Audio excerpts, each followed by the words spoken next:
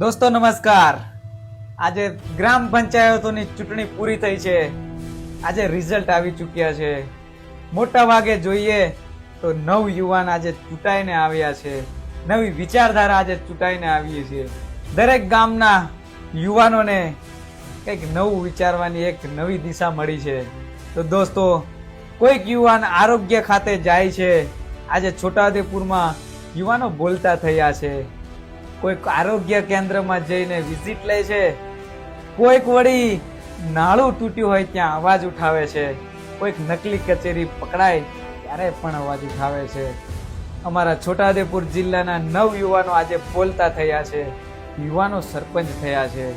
હવે એવું લાગી રહ્યું છે કે કંઈક બદલાવ આવશે, કંઈક નવું થશે।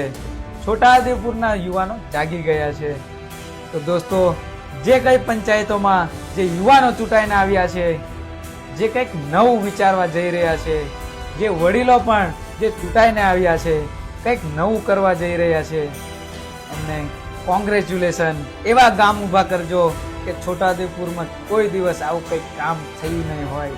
એવા ગામ ઊભા કરીને બતાવજો। યુવા શક્તિ જ્યારે કામે લાગે છે ત્યારે કેવું નિર્માણ થાય છે, કેવો બદલાવ આવે છે, એ તમે કરી બતાવજો।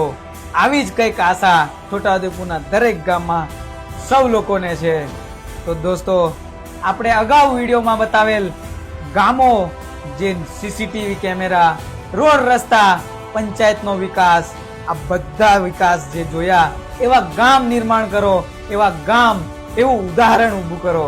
તો દોસ્તો, જે કોઈ પંચાયતમાં ચૂંટાયેલા 9 યુવાન સરપંચોને ફરીથી કોંગ્રેચ્યુલેશન, બિગ કોંગ્રેચ્યુલેશન। સારા કામ કરો અને એક ઉદાહરણ બનીને બતાવો।